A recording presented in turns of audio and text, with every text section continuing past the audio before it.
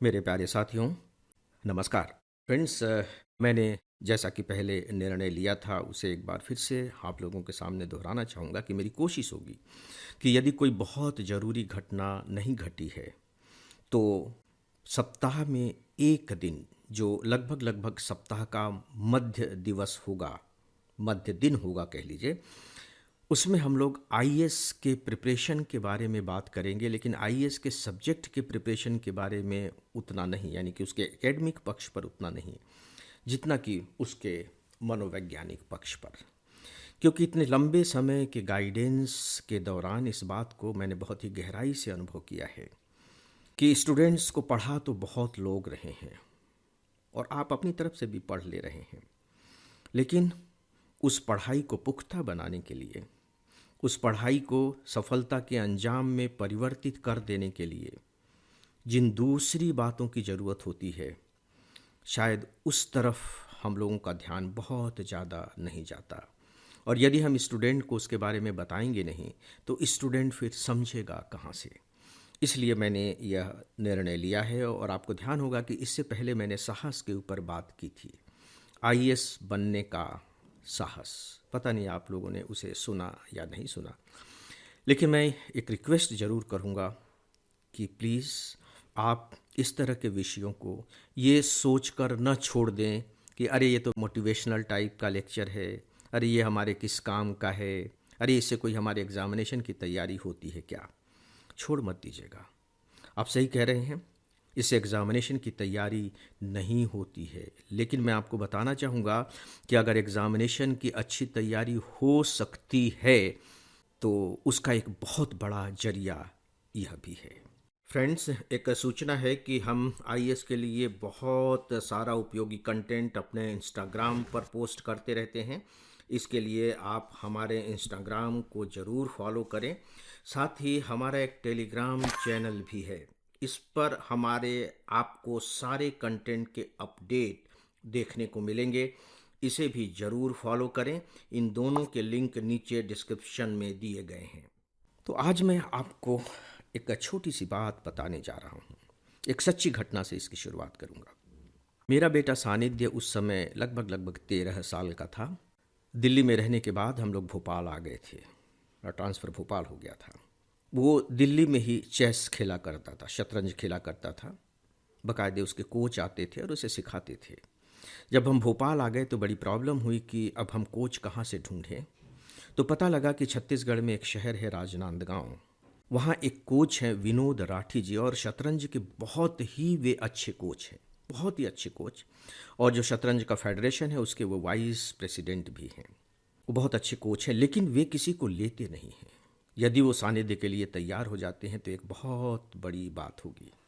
तो हम लोग, यानी कि मैं, मेरी पत्नी और सानिध्य, तीनों उनसे मिलने राजनांदगांव गए।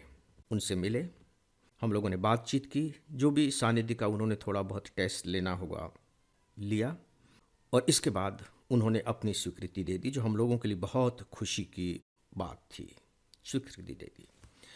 अगले दिन सुबह सुबह उन्होंने सानिध्य को 5 बजे बुलाया। ठीक है, 5 बजे चला गया। अब शुरू हो गई है, कोचिंग शुरू हो गई है। और 5 बजे बुलाने के बाद उन्होंने स्टेडियम में बुलाया था। स्टेडियम के चक्कर लगवाए, 5 चक्कर लगाए, और उन्होंने बता दिया कि स्टेडियम की आज शुरुआत हम 5 चक्कर से कर रहे हैं, लेकिन इसे 15 चक्कर तक पहुंचाना है। बाकायदे योगा कराया, ये सब कराया, और उस दिन कुछ नहीं किया। और रोजाना वो ये करने लगे, स्टेडियम का चक्कर लगाना, योगा कराना, ये सब करने लगे। तो मेरे दिमाग में एक बात आई कि यार, वो चेस खेलने गया है, चेस सीखने गया है, और ये स्टेडियम के चक्कर लगवा रहे हैं। को उसे एथलेटिक्स तो करना नहीं है, कोई फुटबॉल का या क्रिकेट का खिलाड़ी तो बनना नहीं है कि जहाँ फिजिकल स्ट्रेंथ की ज़रूरत होती है। तो ऐसा वो क्यों कर रहे हैं? उस समय ये बात मेरी समझ में नहीं आई थी। बाद में जब उनसे बातचीत होती थी, बीच बीच में हम लोग जाते थे, मिलते थे, तब फिर बात समझ में आई, और उसी समझ के आधार पर मैं आज के इस विषय पर आप सबसे बात कर रहा हूँ। दोस्तों देखिए, जो आईएएस की तैयारी भी है वो डेफिनेटली वो एक प्रकार के मानसिक क्षमता की मांग करती है। दिमाग से ही आप पढ़ाई करेंगे, और चेस भी बिल्कुल दिमाग से ही खेला जाएगा। है ना? उसमें मसल्स की ज़रूरत नहीं होती है चेस में। आईएएस की तैयारी में भी मसल्स की ज़रूरत नहीं होती है। लेकिन सवाल ये उठता है कि क्या मानसिक क्षमता के लिए हमारी शारीरिक क्षमता की ज़रूरत नहीं होती है? पहली बात। और क्या सच में हम बिना अच्छे स्वास्थ्य के मानसिक स्वास्थ्य हासिल कर सकते हैं? और तीसरी बात, जब हम अपने शारीरिक क्षमता को बढ़ा रहे होते हैं तो क्या उससे हमारी मानसिक क्षमता नहीं बढ़ती है? ये तीसरा प्रश्न बहुत इंपॉर्टेंट है। इस पर आप लोग विचार कीजिएगा। मैं इसे रिपीट कर रहा हूँ कि क्या जब हम लोग अपनी शारीरिक क्षमता पर काम कर रहे होते हैं, जैसे मान लीजिए कि आप स्टेडियम के चक्कर लगा रहे हैं, आप सुबह आधे घंटे की एक्सरसाइज कर रहे हैं, आप मॉर्निंग वॉक कर रहे हैं, आप कोई खेल खेल रहे हैं रोजाना, बैडमिंटन खेल रहे हैं, टेनिस खेल रहे हैं, फुटबॉल खेल रहे हैं, कुछ भी ऐसा खेल जिससे शरीर को एक्सर्ट करना पड़ रहा है, शरीर को मेहनत करनी पड़ रही है, ऐसा खेल, तो क्या उससे हमारी मानसिक क्षमता नहीं बढ़ती है? जब आप इस पर गंभीरता से विचार करेंगे तो आपको साफ साफ दोनों के बीच में स्पष्ट और सीधा संबंध नजर आ जाएगा, बिल्कुल सीधा संबंध। क्योंकि जब आप मानसिक क्षमता कर रहे होते हैं तब उस समय हमारा दिमाग भी कहीं न कहीं उसके साथ मेहनत कर रहा होता है।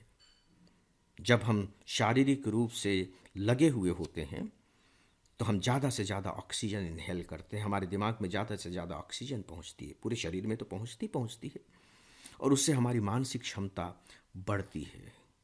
हम ब्रीदिंग पावर अपनी बढ़ाते हैं, हमारे मसल्स के पावर बढ़ते हैं, और यदि हमारे शरीर के मसल्स के पावर बढ़ रहे हैं तो सीधी सी बात है दिमाग में भी तो मसल्स होंगे ही, तो उसके भी क्षमता बढ़ रही है। दोस्तों, इसीलिए मुझे ये बात बहुत ज़रूरी मालूम पड़ती है कि आप जब आईएएस की तैयारी करने के बारे में सोच रहे हैं, उसकी जो भूमिका होनी चाहिए वो मानसिक तैयारी की भी होनी चाहिए।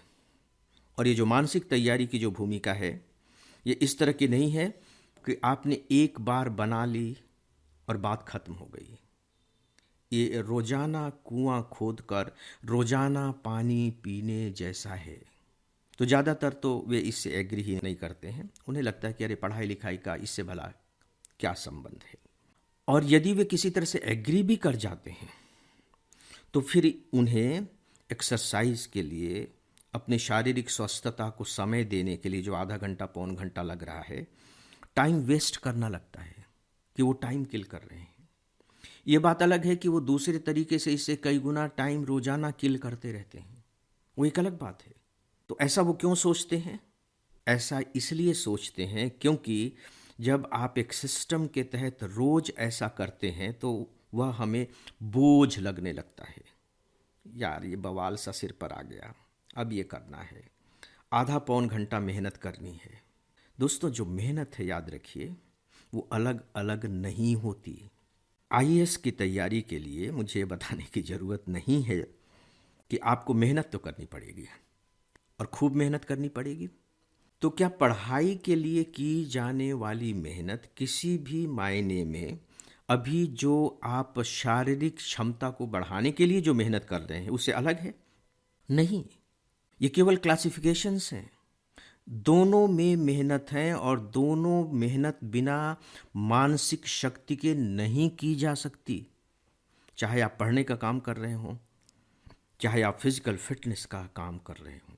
दोस्तों, यहाँ मेरा जो पर्पस है आपको फिजिकली फिट रखना नहीं है, मैं बहुत स्पष्ट करना चाहूँगा। फिजिकली फिट तो वैसे आपको रहना ही चाहिए, लेकिन यहाँ मेरा उद्देश्य वह नहीं है।